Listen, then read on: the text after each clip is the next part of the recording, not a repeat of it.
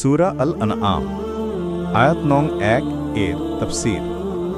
আলহামদুলিল্লাহিল্লাযী খালাকাস সামাওয়াতি ওয়াল আরদা ওয়া জাআলা যুলুমাতি ওয়ান নূরা সুম্মাল্লাযীনা কাফারু বিরাব্বিহিম ইয়া'দিলুন।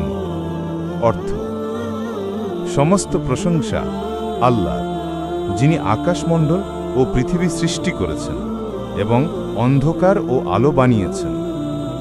তথাপি যারা কুফর অবলম্বন করেছে তারা অন্যকে নিজ প্রতিপালকের সমকক্ষ সাব্যস্ত করে। সর্ববিধ প্রশংসা আল্লাহর, যিনি নভমণ্ডল ও ভূমণ্ডল সৃষ্টি করেছেন এবং অন্ধকার ও আলোর উদ্ভব করেছেন। তথাপি কাফিররা ইবাদতে অন্যকে স্বীয় পালনকর্তার সমতুল্য স্থির করে। তিনি আল্লাহ, যিনি তোমাদের সবাইকে আদম আলাইহিস সালামের মাধ্যমে মাটির দ্বারা সৃষ্টি করেছেন, অতঃপর তোমাদের মৃত্যুর নির্দিষ্টকাল স্থির করেছেন এবং পুনরায় জীবিত হয়ে উত্থিত হওয়ার অন্য নির্দিষ্টকাল আল্লাহরই কাছে নিরূপিত রয়েছে। তথাপি তোমরা অর্থাৎ তোমাদের কতিপয় লোক সন্দেহ করো, অর্থাৎ কিয়ামতকে অসম্ভব মনে করো। অথচ যিনি প্রথমবার জীবন দান করেছেন, পুনর্বার জীবন দেওয়া তার পক্ষে কঠিন নয় এবং তিনি প্রকৃত উপাস্য। নভমণ্ডলেও এবং ভূমণ্ডলেও অর্থাৎ অন্য সব উপাস্য মিথ্যা। তিনি তোমাদের গোপন বিষয় এবং প্রকাশ্য বিষয় সম্পর্কে পরিপূর্ণভাবে জানেন এবং বিশেষভাবে তোমরা যা কিছু প্রকাশ্য ও গোপনে টাচ করো, যার উপর প্রতিদান ও শাস্তি নির্ভরশীল, তাও জানেন। এবং তাদের কাছে তাদের পালনকর্তার নিদর্শনাবলী থেকে এমন কোনো নিদর্শন আসেনি যা থেকে তারা বিমুখ হয়নি। অতএব যেহেতু এটি তাদের অভ্যাসে পরিণত হয়েছে, তাই তারা সত্য অর্থাৎ গ্রন্থ কোরআনকেও মিথ্যা বলেছে যখন তা তাদের কাছে পৌঁছেছে। বস্তুত তাদের মিথ্যা বলা বিফলে যাবে না, বরং অচিরেই তাদের নিকট সেই শাস্তির সংবাদ আসবে যার সাথে তারা উপহাস করত, অর্থাৎ কোরআনে যে শাস্তির কথা শুনে তারা উপহাস করত। এর সংবাদ পাওয়ার অর্থ এই যে যখন শাস্তি অবতীর্ণ হবে তখন এ সংবাদের সত্যতা চাক্ষুষ দেখে নেবে। হযরত আব্দুল্লাহ ইবনে আব্বাস রাদিয়াল্লাহু আনহু বলেন, সূরা আল-আনআমের একটি বৈশিষ্ট্য এই যে কয়েকখানি আয়াত ব্যতীত গোটা সূরাটি একই যোগে মক্কায় অবতীর্ণ হয়েছিল। ৭০,০০০ ফেরেশতা তসবিহ পাঠ করতে করতে এ সূরার সাথে অবতরণ করেছিলেন। তাফসীরবিদদের মধ্যে মুজাহিদ, কলবি, কাতাদা প্রমুখ তাই কথাই বলেন। আবু ইসাত ইসফারাইনি বলেন, এ সূরাতে তাওহীদের সমস্ত মূল নীতি ও পদ্ধতি বর্ণিত হয়েছে। এ সূরাটিকে আলহামদুলিল্লাহ বাক্য দ্বারা আরম্ভ করা হয়েছে। এতে খবর দেওয়া হয়েছে যে সর্ববিধ প্রশংসা আল্লাহর। এ খবরের উদ্দেশ্য মানুষকে প্রশংসা শিক্ষা দেওয়া এবং বিশেষ পদ্ধতির শিক্ষাদানের মধ্যে এদিকেও ইঙ্গিত রয়েছে যে তিনি কারো হামদ বা প্রশংসার মুখাপেক্ষী নন। কেউ প্রশংসা করুক বা না করুক, তিনি স্বীয় অজুদ বা সত্তার পরাকাষ্ঠার দিক থেকে নিজেই প্রশংসনীয়। এ বাক্যের পর নভমণ্ডল ও ভূমণ্ডল সৃষ্টি করার কথা উল্লেখ করে তার প্রশংসনীয় হওয়ার প্রমাণও ব্যক্ত করা হয়েছে। যে সত্তার এহেন মহান শক্তি ও সামর্থ্যের বাহক, তিনি হামদ ও প্রশংসার যোগ্য হতে পারেন। এ আয়াতে সামাওয়াত শব্দটিকে বহু বচনে এবং আরদ শব্দটিকে এক বচনে উল্লেখ করা হয়েছে, যদিও অন্য এক আয়াতে উল্লেখ করা হয়েছে যে নভমণ্ডলের ন্যায় ভূমণ্ডলও ৬০টি। সম্ভবত এতে ইঙ্গিত করা হয়েছে যে সপ্ত আকাশ আকার আকৃতি ও অন্যান্য অবস্থার দিক থেকে একটা অপরটি থেকে অনেক স্বতন্ত্র, কিন্তু সপ্ত পৃথিবী পরস্পর সম আকৃতি বিশিষ্ট, তাই এগুলোকে এক গণ্য করা হয়েছে। এমনিভাবে জুলুমাত শব্দটি বহুবচনে এবং নূর শব্দটিকে এক বচনে উল্লেখ করার মাঝে ইঙ্গিত রয়েছে যে নূর বলে বিশুদ্ধ ও সরল পথ ব্যক্ত করা হয়েছে এবং তা মাত্র একটি, আর জুলুমাত বলে ভ্রান্ত পথ ব্যক্ত করা হয়েছে যা অসংখ্য। এখানে এই বিষয়টি প্রলিধানযোগ্য যে নভমণ্ডল ও ভূমণ্ডল নির্মাণ করাকে খলক শব্দ দ্বারা এবং অন্ধকার ও আলোর উদ্ভব করাকে জল শব্দের মাধ্যমে ব্যক্ত করা হয়েছে। এতে ইঙ্গিত রয়েছে যে অন্ধকার ও আলো নভমণ্ডল ও ভূমণ্ডলের মতো স্বতন্ত্র ও স্বনির্ভর বস্তু নয়, বরং পরনির্ভর, আনুষঙ্গিক ও গুণবাচক বিষয়। অন্ধকারকে আলোর পূর্বে উল্লেখ করার কারণ সম্ভবত এই যে এ জগতে অন্ধকার হল আসল এবং আলো বিশেষ বিশেষ বস্তুর সাথে জড়িত। সেসব বস্তু সামনে থাকলে আলোর উদ্ভব হয়, না থাকলে সবকিছু অন্ধকারে আচ্ছন্ন হয়ে যায়।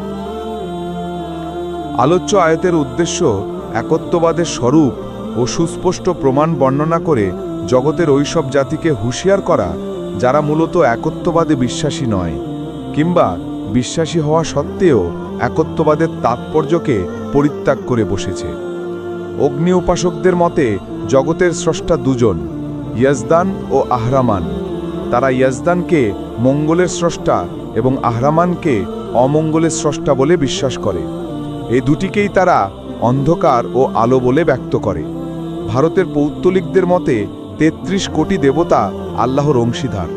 আর্য সমাজ একত্ববাদে বিশ্বাসী হওয়া সত্ত্বেও আত্মা ও মূল পদার্থকে অনাদি এবং আল্লাহর শক্তি সামর্থ্য ও সৃষ্টি থেকে মুক্ত সাব্যস্ত করে একত্ববাদের মূল স্বরূপ থেকে সরে দাঁড়িয়েছে।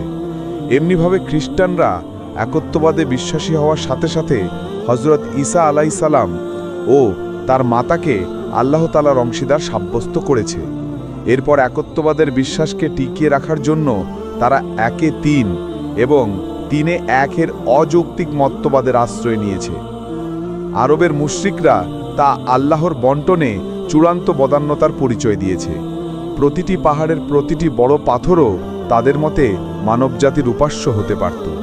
মোট কথা, যে মানবকে আল্লাহ তাআলা আশরাফুল মাকলুকাত তথা সৃষ্টির সেরা করেছিলেন, তারা যখন পথভ্রষ্ট হল তখন চন্দ্র, সূর্য, তারকারাজি, আকাশ, পানি, বৃক্ষলতা, এমনকি পোকামাকড়কেও সেজদার যোগ্য উপাস্য, রুজিদাতা ও বিপদ বিদরণকারী সাব্যস্ত করে নিল। কোরআন পাক আলোচ্য আয়াতে আল্লাহ তাআলাকে নভমণ্ডল ও ভূমণ্ডলের স্রষ্টা এবং অন্ধকার ও আলোর উদ্ভাবক বলে উপরোক্ত সব ভ্রান্ত বিশ্বাসের মূলোৎপাটন করেছে। কেননা অন্ধকার ও আলো, নভমণ্ডল ও ভূমণ্ডল এবং এতে উৎপন্ন যাবতীয় বস্তু আল্লাহ তাআলার সৃষ্ট।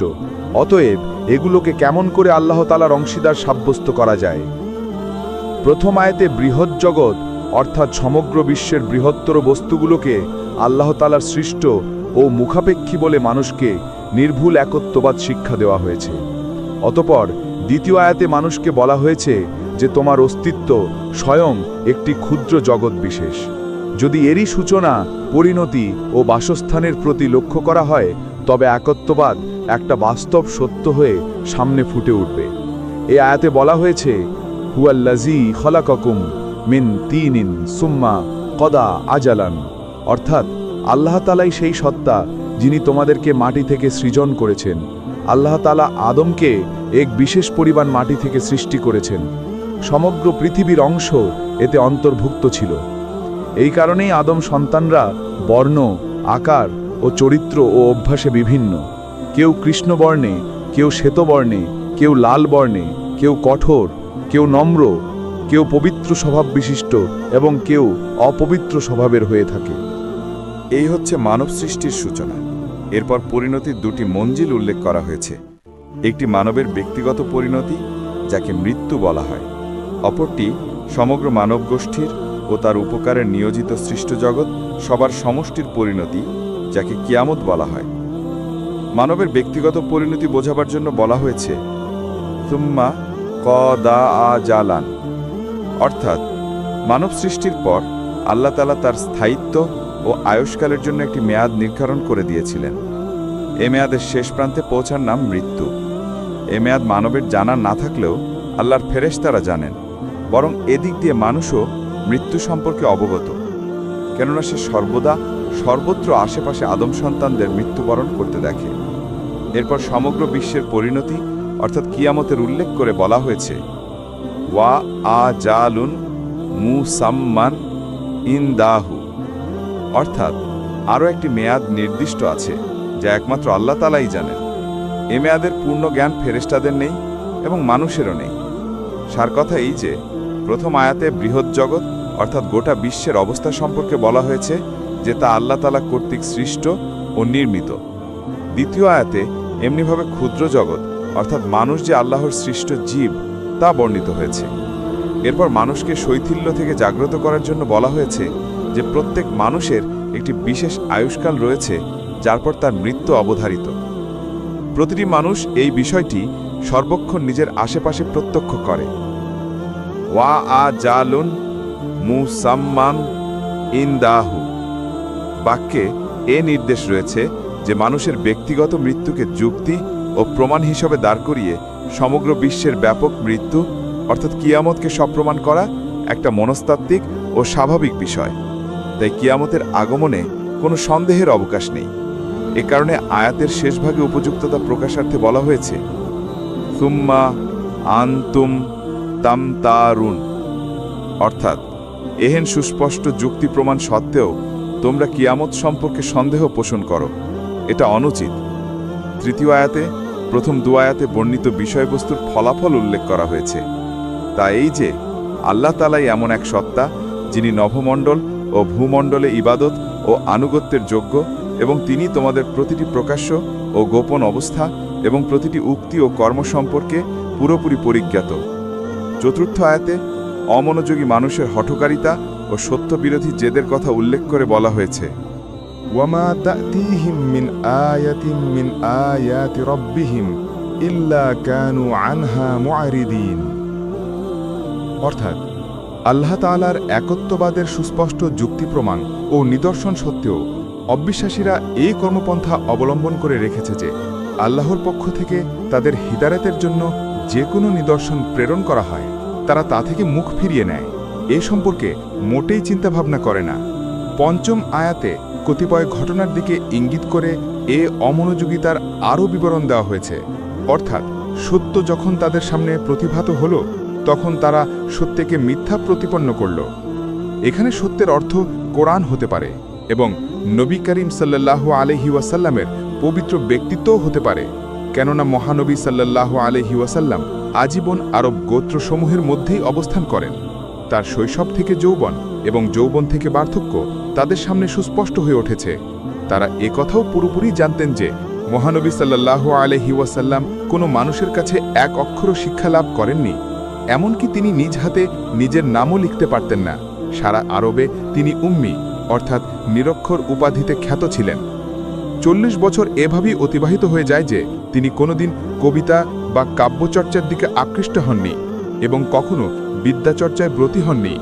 40 বছর পূর্ণ হয়ে যেতেই অকস্মাৎ তার মুখ থেকে নিগুড় তত্ত্ব, অধ্যাত্মবিদ্যা এবং জ্ঞান বিজ্ঞানের এমন স্রোতধারা প্রবাহিত হতে লাগল যা জগতের পারদর্শী দার্শনিকদেরকেও বিস্ময়াভিভূত করে দেয়।